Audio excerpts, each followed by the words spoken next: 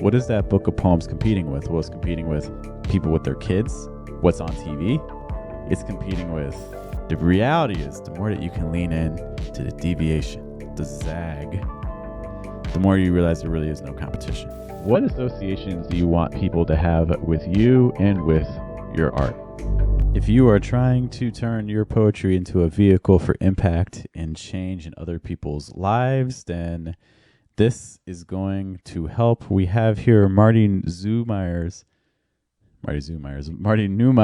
Zag, and this is going to be a textbook that we're going to be using for this edition of the Creative Companionship. Welcome, guys. This is the Diversus Book Club, where we take a look at texts that are very often in relation to business or creative business, and then we talk about how can we apply some of the concepts from this textbook over into our own creative work. And to guide you in this process, there, of course, is me. Hello, guys. My name is Jeff with an O, and I am a poet here to help you live on poetry. I picked this book, Zag, because this is going to be a book that's going to be dedicated especially around concepts like branding, but perhaps more importantly, it's really about differentiation. How can you separate yourself from others in the field?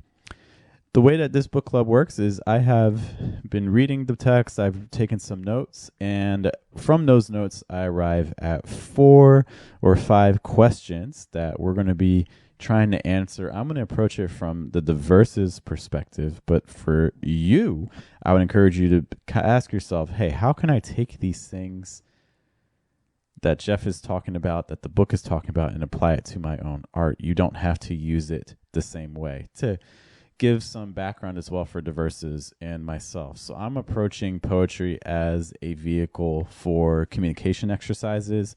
I'm also using poetry as a vehicle for personal development for poets, and also to give poets ideas on how to create a platform around their poetry. So those are kind of the 3 angles I'm using.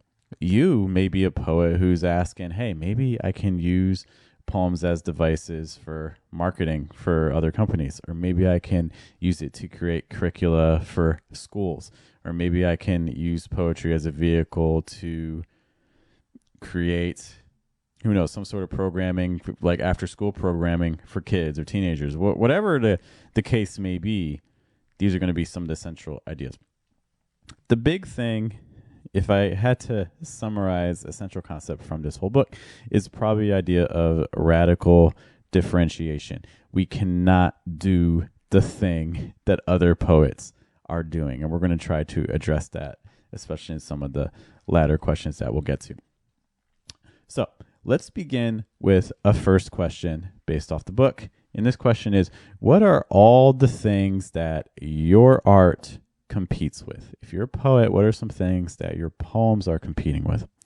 Well, first and foremost, if you're doing submissions, or if you're doing contests, if you're applying for grants, things like that, so your competition is other poems. Your competition is other poets. If you're applying for grants, your competition is other arts organizations and other artists. But it's bigger than that too, right? Because you're competing for other people's attention. So for instance, let's say that you put out a book of poems. What is that book of poems competing with? Well, it's competing with people with their kids and time spending with kids and your families. It's competing with what's on TV. It's competing with movies. It's competing with hanging out with friends. It's competing with cooking dinner. It's competing with sleep. Like there's all of these things that you're competing with that are well beyond what the actual product is or whatever it is that you've created. So we have to really kind of ask ourselves what you're competing with. For Diversus, in addition to all of those things, a lot of things that I'm creating in terms of, especially for instance, like in the personal development thing, in that arena, you're competing with, for instance, mindset. A lot of poets aren't used to the idea of thinking about, hey, I want to take my art to a professional level. Well, if you never even thought of that, you're not even aware of how to search for it. You never thought of it. It never comes up, right? So it's competing with people's perceptions of how the art works. It's competing with even aspects like scarcity mindset versus abundance mindset. Like, oh, like this workshop costs $20. Well, that's a dinner, right? Or just the education in general, right? It's not free, and I think it's something that very often we know is valuable, but we also see more immediate needs. We think of like Maslow's hierarchy, where a lot of times that money is going to the lower level stuff, right? It's going to maybe hanging out with friends or food at the bar or the restaurant or paying a bill, right? It's not necessarily thinking about, oh, if I invest this money here and learn the skill, then I can bring that money back. I can always make more, right? So all these things, when the verse is offering things that cost money, that cost more money, and it also costs more time, a lot of artists aren't necessarily thinking about putting down for that investment, right? So in addition to all those other time things, there's also kind of the mindset things that come into it too. And so that's the first question I would encourage you to think about based on this book. Make a list of maybe 5, 10, 15 different things that you think your art immediately is in competition with. Once you have that list, the next question I would ask you is, what associations do you want people to have with you and with your art? If we just go around saying, hey, I'm a poet, that's not necessarily a whole lot of information to work with. People are going to be thinking like Shakespeare, or people are going to be thinking like slam poetry and open mics and things like that. So the more that you can lean into, for instance, in Columbus, I know a couple of poets who are big into like social issues, so when they make poems or when they make collections, it's about that. I know poets who make collections that are related to health issues, right? So all the collections that they do are in the lens of coming to terms with an illness. There's also familial things, like for instance, a lot of my poems are doing like dad poems, right? That's the big thing, that when people see me and they hear poems, they're like, oh, Jeff's probably going to be doing one of his dad poems again. And these are things that you can deviate from at times, but kind of like what is the central focus that keeps reoccurring in your work? One of the dangers of this too is if you're just like, oh, I just write poetry. Well, people are going to be attaching lenses onto it anyways. They're going to create their own associations for you if you don't claim them yourself.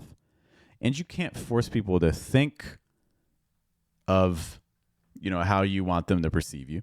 They're going to make their own judgments. But what you can do is you can feed them different inputs to continuously guide them in the direction that you want them to lean. And it's not going to work 100%, but it's going to have much greater success than if you just let people form their own associations on their own without really even considering the direction it's going to take. From the verses, the perspective of the company here, the big association is the concept of living on poetry, independent poetry, full poets against starving artists. These are the key concepts. If you look at all our posts, we're talking about ways to approach your art from a professional standpoint, from a standpoint of creating a business, from a standpoint of using poetry to solve other people's problems. Everything we post is coming through that lens. You can check it on the social media feeds. You can see it in the video podcast. We have arts and offers, right? Everything is consistent. So that way when people think of the verses, that's the lens. And then they can also choose to align with it or to stay away from it. But it makes it easier because they already have in mind, oh, they do this, I'm either for that or I'm against that. So then they can make a choice. So now that you've taken some time to think about what are your associations, or what associations do people have with your art, and you've also taken some time to think about the competition that your art is in, potentially, the next question that you really want to be asking yourself is, how does someone take a traditional path in your industry? So let's talk about the poetry world. So in the poetry world, the way things typically work is if a poet wants to make a traditional career path in poetry, they write poems, they edit the poems, or they may go the slam route. And in that case, the editing is for kind of that stage audience. If it's the page, you're doing more traditional, then you're going to be doing more publishing, building up your credentials either way. Then at some point, very often, people are pursuing more education. So you get like your MFA in poetry. Then after that, you're trying to fight for academic type jobs. A lot of times it's adjunct professor positions, college positions. In the past, it was like tenure track, although that seems to be going away and things like that, right? This was the traditional path. If you're like, oh, I live on poetry. Well, it's like, kinda. Even if you get like the professor job, there's requirements expected of you, in terms of what you create isn't necessarily on your own terms, right? There's research you have to do, there's things you have to uphold that the administration puts on you and things like that. So it's not entirely on your own terms, but it is a career path in poetry. So that's the traditional path there. Something that if you're watching this and you're thinking about how can I apply again this book to my own life, is think about, for what you want to do, what's the traditional path look like? Once you have that traditional path, the next question is to ask yourself, how can you deviate from that? For my own life, I used to do the traditional path. I was doing lots of submissions. I got the fellowships. I never got the MFA, but aside from an MFA, I'm doing all the other things that traditional poets are doing. I got a lot of credentials. I'm very, very happy with them. I'm glad it happened. But one of the things that indirectly launched the Verses a few years later was I was sending out these chapbooks and these chapbook submissions. And it got rejected at the finalist stage twice in the span of about 2 months. And one of the things I realized was that it was the same judge for both contests. So, here's a manuscript that twice is beating out, hundreds of other manuscripts. It's ending up in the top 10 and both times getting rejected by the same judge. And in a lot of ways, I'm very thankful for that because it made me question. It's like, oh, why am I leaving the future of my art up to a stranger? So doesn't know me, doesn't know my art, doesn't know what I do, doesn't know my goals and things like that. I'm leaving my artistic future, this manuscript, this book, this collection, I'm leaving it up to this other person to decide if it's going to make it to market or not. I didn't like that. I don't like leaving things that I can't control in the hands of other people so that I no longer control it, right? And so that's part of what spurred the Verses is like, hey, let's take control of our art. Let's live on our art in a way that we dictate, So that made me question, what does that look like? Well, that looks like, for instance, how are we deviating? Like, look, I'm literally in a space I rent for poetry. This is the only poetry dedicated space in the city. One of the things is like on the window right behind that camera, I have posted up there issues of a magazine I call Brick and Mortar, where it's a non-print, it's a non-online poetry journal. I regularly host workshops through the Poet Business Institute, workshops you can see here on the channel, dedicated to talking about discussions around business and art. I have the podcast, right? Arts and Offers video podcast, again, talking about business and art. All of these things, I organize retreats. The list goes on and on and on. I organized the first poetry conference in the city. This is the deviation. Poets aren't doing that. So now what this does is it allows me to create a name for myself because, look, there's big poets in this city. There's poets already in those top positions. However, none of them are doing the same things I'm doing. So it allows me to create my own avenue because in reality, one of the very first questions I asked you was, what is your art competing with? The reality is the more that you can lean in to the deviation, the zag, the more you realize there really is no competition. Yes, there are other poets doing big things, and that's great for them. Happy for them. But none of them are doing what I'm doing or is going to be as big as me as what I'm doing. It's not possible. The final question I would have for you, taken again from Marty Neumeier's Zag, which I encourage you to check out. It's been a very helpful read. We'll be talking about it in the next edition of the Creative Companionship Book Club as well. Is this, what is a good but not different poetry product? He has this chart in the book. He has lots of charts in this book. He's a designer. So when he's making this book, he's doing things like, has like all black pages, lots of images. There's some graphs and things like that, infographics. One of the things that he has is this chart that shows a spectrum. And these 4 different quadrants are talking about there's good but not different, there's good and different, there's not good and not different, and there's different but not good. So this is the chart that he has. And the problem with having something that is good but not different. The way I think about this for poetry is I think of, for instance, like a poetry book. What do poets do? What's a product that most poets make? If they make a product, it's a book. They put a book out into the world. Here's the issue. A book is going to do well in tests. Like if you had a focus group or if you asked people about poetry books, it's probably going to do well because it's something that people expect. And because people expect it, it goes to market very, very easily. People are used to seeing books. They're used to hearing about bookstores and libraries, right? It generates incremental profits until challenged by competitors. Think about your friends that like put a book out and like it wins a contest and there's that like initial launch and it does really, really well at first. How's that book doing, 5 years later, 10 years later? Is it sustaining that momentum or is it slowed down a lot? It earns small market share. What's the likelihood of that book being, out of all, if 100 poetry books are bought, how many of those poetry books are going to be yours? How many of the books in general are going to be yours, right? Like this market share is going to be relatively small, right? Some brand potential. You can make a name off a book, potentially. Okay, it's difficult to do, and it's hard to sustain that, but it's possible. Hopefully the thing that you're noticing is that this route, by having a traditional path, is challenging. It's challenging because, again, it's not zagging. It's hard to differentiate. There's going to be lots of other things you're competing with. The direction that Marty wants us to move towards is good and different. So if good but not different is here, we want something ideally that can be good and different. Now, here's the thing about it. It's not going to do well if you test it. Like if you ask people, are you interested in this? People are probably going to say no because they're not used to it. It's new. They're nervous. We've talked before about, like, for instance, like the chasm.